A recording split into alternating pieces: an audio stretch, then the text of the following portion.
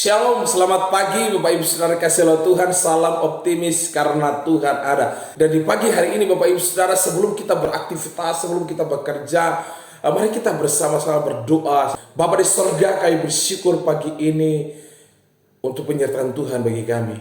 Dengan semangat yang baru, dengan kekuatan yang baru, kami mau melangkah bersama Tuhan. Tetapi sebelumnya Tuhan, kami membutuhkan firman-Mu yang menyegarkan, menguatkan, meneguhkan kami, menuntun kami dalam minggu ini. Kuasa Kudus-Mu menyingkapkan rasa firman-Mu. Demi nama Kristus kami berdoa dan bersyukur. Haleluya, haleluya. Amin. Bapak Ibu Saudara, firman Tuhan di pagi hari ini terdapat di dalam Filipi pasal yang pertama ayat yang kedua. Filipi pasal yang pertama ayat yang kedua, firman Tuhan berkata demikian. Kasih karunia dan damai sejahtera dari Allah Bapa kita, dari Tuhan Yesus Kristus menyertai kamu. Bapak Ibu Saudara kasih Tuhan, bagaimana saya bisa mengalami penyertaan Tuhan? Bagaimana saya bisa mengalami kebaikan Tuhan? Bagaimana saya bisa menikmati anugerah demi anugerah Tuhan?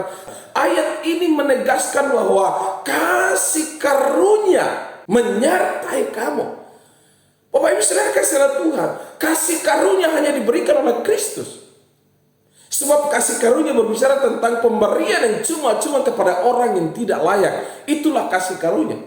Kita semua adalah manusia berdosa, tidak layak menerima kasih karunia itu. Tetapi Allah berikan kasih karunia itu melalui yang bernama Yesus Kristus atau Isa Al-Masih, yang telah mati dan bangkit dari kematian.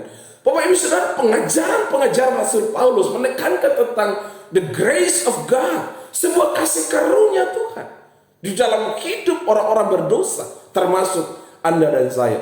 Jadi kalau kita mau menikmati penyertaan Tuhan, kasih karunia Tuhan dalam hidup kita, maka saudara dan saya harus menerima kasih karunia itu yang dialamatkan oleh Yesus Kristus di dalam hidup kita. Bapak Ibu Saudara, Paulus ketika dia menulis surat Filipi ini, dia tidak ada dalam kondisi yang happy, bahagia, sukses.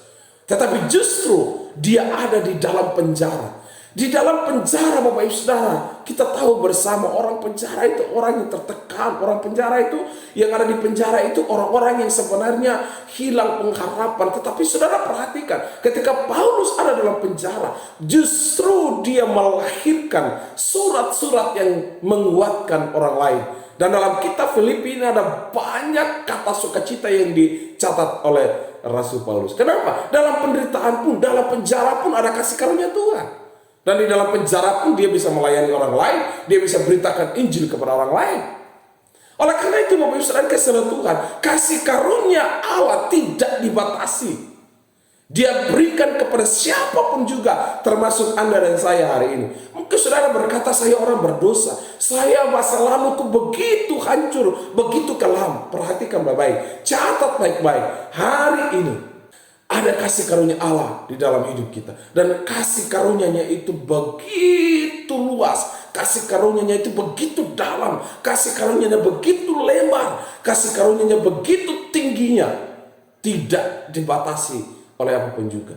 Kedua, ingat, kalau kita mau mengalami penyertaan Tuhan, kasih Tuhan, perlindungan Tuhan di dalam hidup kita, maka terimalah shalom dari Tuhan.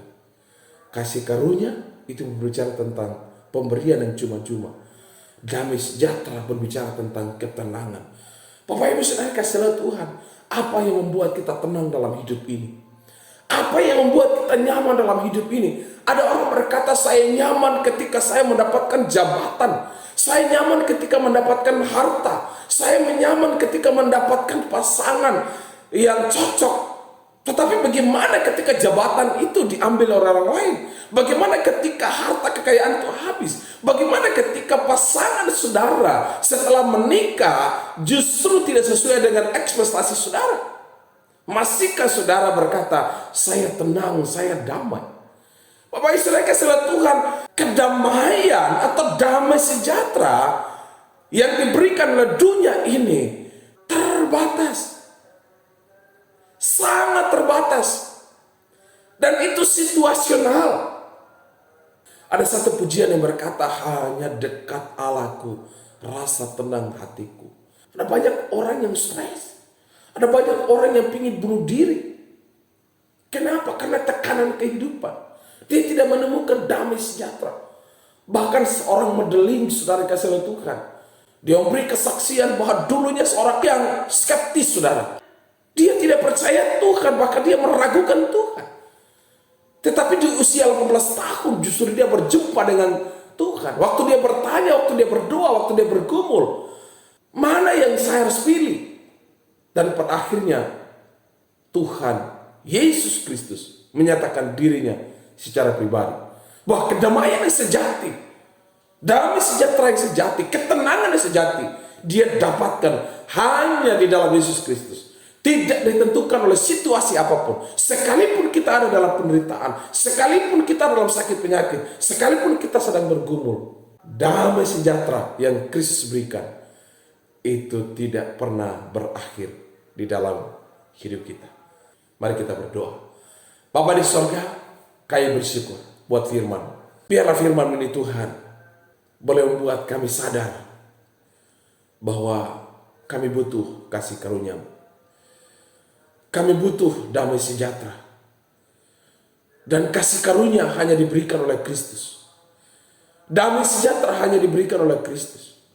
Karena itu kami membuka hati menerima kasih karunia-Mu. Kami membuka hati menerima Yesus sebagai juru selamat. Biarkanlah kami boleh menikmati hari-hari hidup kami bersama dengan Yesus. Hamba berdoa melepaskan berkat dari Allah bahwa setiap saudara kami yang saat ini dalam kelemahan, Tuhan pulihkan mereka, sembuhkan mereka. Dan mujizat-Mu masih ada sampai hari ini. Biarkan mereka tetap melihat di balik penderitaan ada kasih karunia Tuhan dan ada damai dan ketenangan di dalam Yesus Kristus. Kami bersyukur, kami melangkah bersama Tuhan dalam sepekan ini. Demi nama Kristus kami berdoa. Haleluya, haleluya. Amin. Puji Tuhan Bapak Ibu Saudara, demikianlah renungan di awal pekan ini. Sampai jumpa lagi dalam renungan-renungan berikutnya. Salam optimis karena Tuhan ada. Shalom.